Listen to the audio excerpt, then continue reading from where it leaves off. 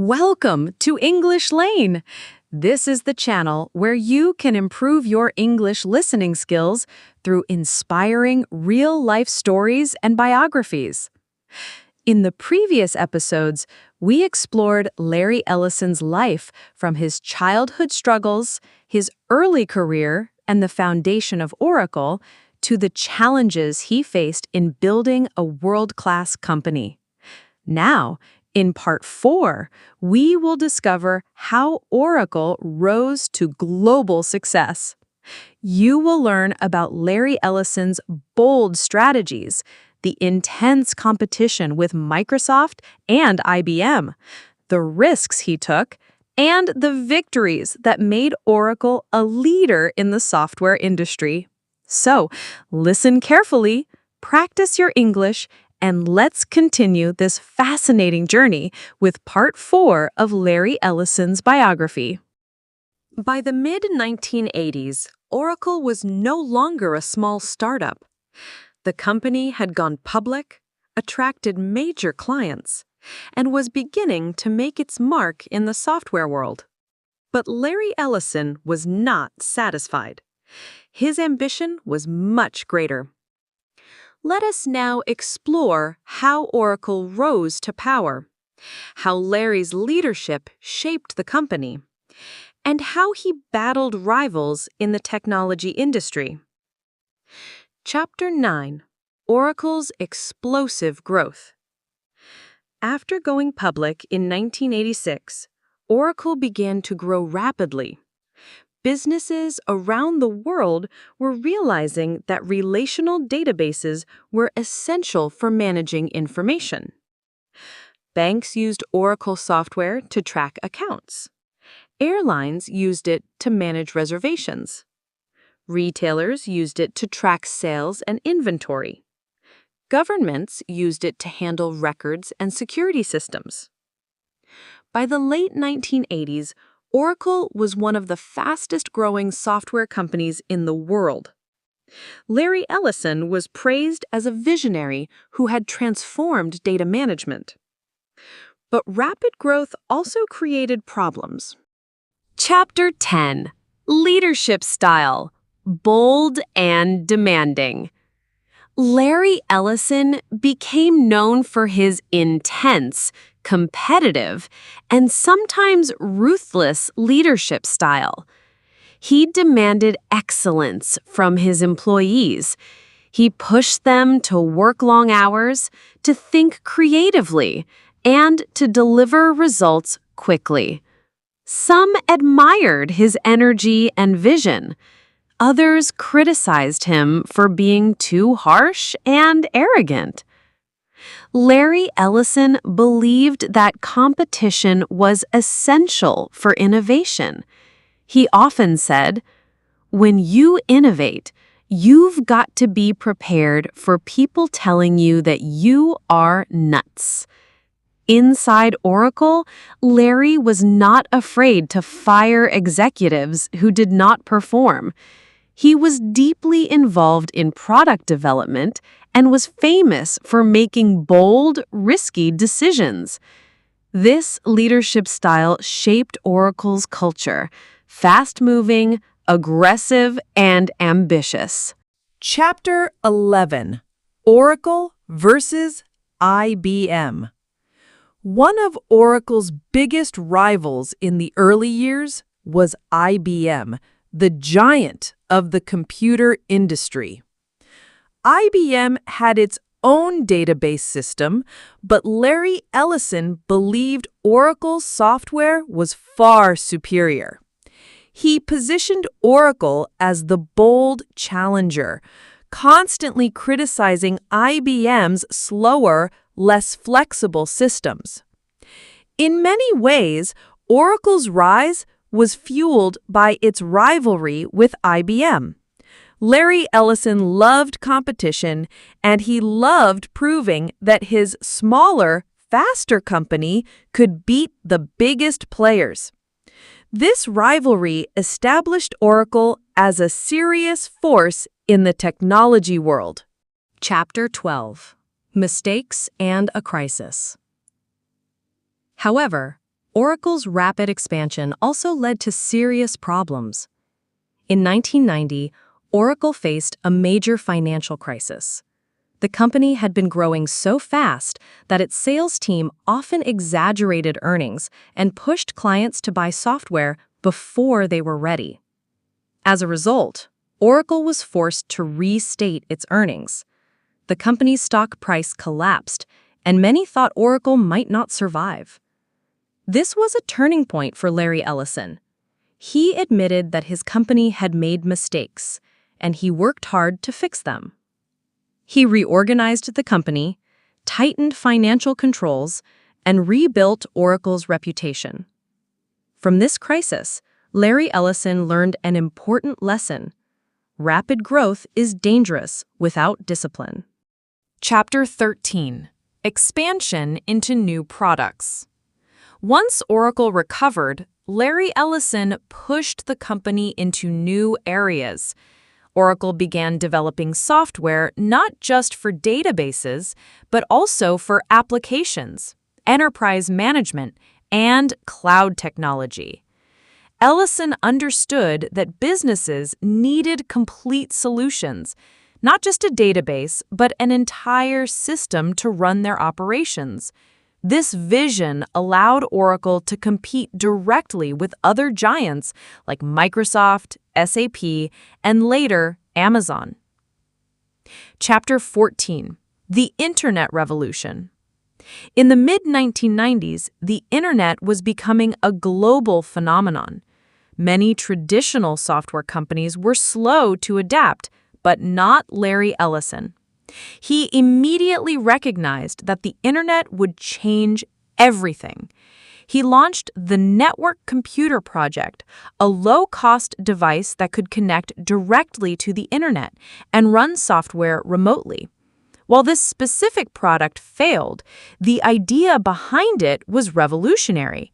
It anticipated cloud computing decades before it became mainstream. Larry Ellison once said, "The computer industry is the only industry that is more fashion-driven than women's fashion. Maybe I'm an idiot, but I have no problem with that." His bold vision pushed Oracle into the future and kept the company relevant during the dot-com boom. Chapter 15. Rivalry with Microsoft. Perhaps Larry Ellison's most famous rivalry was with Bill Gates and Microsoft. Throughout the 1990s, Microsoft dominated the software industry with its Windows operating system and Office suite. Oracle, on the other hand, was the leader in databases. Ellison constantly criticized Microsoft, calling Windows overly complex and accusing Gates of building monopolies. In interviews, he often joked about Microsoft's weaknesses while also admiring their business success. This rivalry pushed Oracle to innovate faster, ensuring that it stayed competitive even in a world dominated by Microsoft. Larry Ellison's story during the 1980s and 1990s is filled with bold moves, big risks, and constant competition. He turned Oracle into a powerhouse, survived crises, and positioned himself as one of the most influential leaders in technology. In the next part of our journey, we will explore Larry Ellison's later career, his personal life, his passion for sailing, his philanthropy, and his legacy as one of the world's wealthiest individuals. Stay tuned, because the story of Larry Ellison is far from over. Larry Ellison had already built one of the most powerful companies in the world, but his story did not end with Oracle's success in the 1990s. In fact, the later chapters of his life reveal an even deeper picture of who he is: a businessman, a competitor, a family man, and a visionary. Let us now explore his later career, his lifestyle, his passions outside of work, and his lasting legacy. Chapter 16.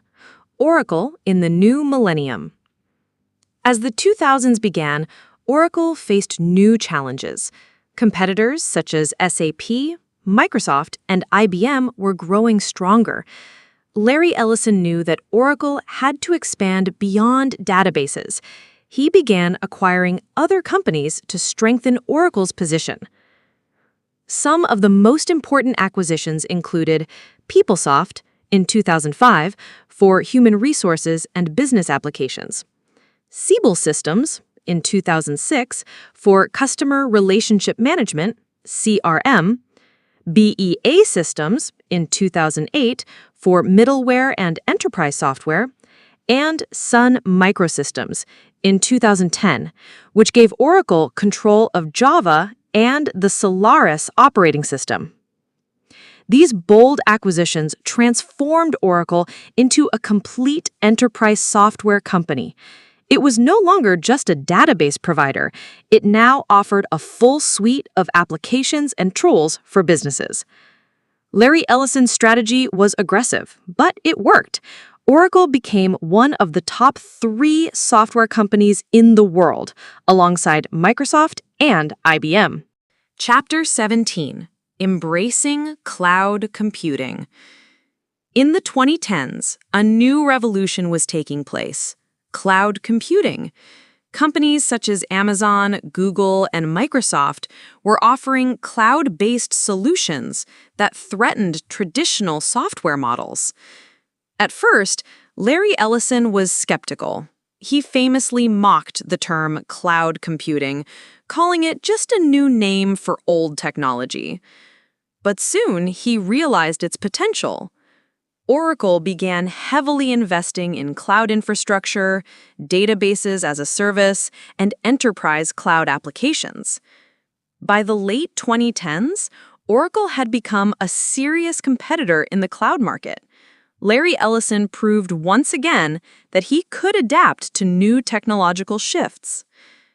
Chapter 18. Stepping down as CEO.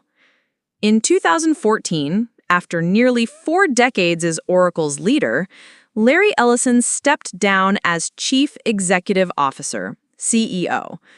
However, he did not retire completely. He took on the roles of Chief Technology Officer, CTO, and Executive Chairman of the board. This allowed him to focus on product innovation and technology, which were always his true passions, while letting others handle the day-to-day management. Safra Catz and Mark Hurd became Oracle's co-CEOs, continuing Ellison's vision under his guidance. Chapter 19. Personal Life and Relationships. Larry Ellison's personal life has always been fascinating. He has been married 4 times. Number 1, Ada Quinn, 1967 to 1974, his first wife. 2, Nancy Wheeler Jenkins, 1977 to 1978, his second wife. 3, Barbara Booth, 1983 to 1986, with whom he had 2 children, David and Megan. 4, Melanie Kraft, 2003 to 2010, a romance novelist. Although none of his marriages lasted, Ellison maintained close relationships with his children. His son David Ellison became a film producer and founded Skydance Media. His daughter, Megan Ellison, also became a successful film producer, known for movies like Her and American Hustle. Larry Ellison has often been described as a man who dedicated most of his life to business, but he still cared deeply for his family. Chapter 20. A Life of Luxury. Larry Ellison is one of the richest men in the world, and his lifestyle reflects it. He owns multiple mansions in California, a Japanese-style estate in Woodside, California, valued at over $100 million, dozens of luxury cars and private jets, several yachts, including the famous Rising Sun, one of the largest private yachts in the world. In 2012, he purchased 98% of the Hawaiian island of Lanai for about $300 million. On this island, he has built luxury resorts, sustainable agriculture projects, and renewable energy systems. Ellison once said that money itself was not his motivation. Instead, he saw wealth as a tool for building things, competing, and enjoying life. Chapter 21. Passion for Sailing. One of Larry Ellison's greatest passions outside of business is sailing. He is a skilled yachtsman and has competed in the prestigious America's Cup sailing competition. In 2010, Ellison's team, Oracle Team USA, won the America's Cup, bringing the trophy back to the United States for the first time in over a decade. He also won again in 2013, making him one of the most successful private backers in sailing history. For Larry Ellison, sailing was not just a sport. It was a metaphor for competition, strategy, and innovation. Chapter 22. Philanthropy and Giving Back. Despite his luxurious lifestyle, Larry Ellison has also been involved in philanthropy. He signed the Giving Pledge, promising to donate the majority of his wealth to charitable causes. Some of his major contributions include funding medical research, especially in the field of aging and life extension, donating millions to education and technology initiatives, supporting global health projects. Ellison has often said he wants his wealth to have a lasting impact on the world. Chapter 23. Wealth and Recognition. Over the years, Larry Ellison has consistently ranked among the richest people in the world. In the 1990s, he was often listed just behind Bill Gates as one of the wealthiest men alive. In the 2000s and 2010s, his net worth fluctuated with Oracle's stock, but remained in the tens of billions. By the 2020s, Ellison's wealth exceeded $100 billion, making him one of the top 10 richest people in the world. He has received numerous awards and honors for his contributions to technology and business. Chapter 24. Legacy and Influence. Larry Ellison's legacy goes far beyond Oracle. He is remembered as a visionary entrepreneur who turned a simple idea into a global technology empire, a tough competitor who was never afraid of rivalries, a risk-taker who embraced innovation and change, a philanthropist who pledged to give back to society. Most importantly, Larry Ellison's story is proof that success does not always follow traditional rules. He was a college dropout who built one of the most influential companies in history. His journey inspires entrepreneurs, dreamers, and anyone who believes in thinking differently. Larry Ellison's life is a powerful story of ambition, risk, and determination. From a poor childhood in Chicago to becoming one of the richest men in the world, his journey teaches us that anything is possible if you combine vision with persistence. And now, as we reach the conclusion of this biography, let us remember that Larry Ellison is not just a businessman. He is a symbol of boldness, innovation, and the will to succeed against all odds. Conclusion. This was the inspiring story of Larry Ellison, the founder of Oracle and one of the most successful entrepreneurs in history. If you enjoyed listening and practicing your English with this story, make sure to like this video, share your thoughts in the comments, and subscribe to our channel, English Lane, for more inspirational biographies and English listening practice content. Your support helps us continue bringing you more powerful stories from the lives of the world's most influential people.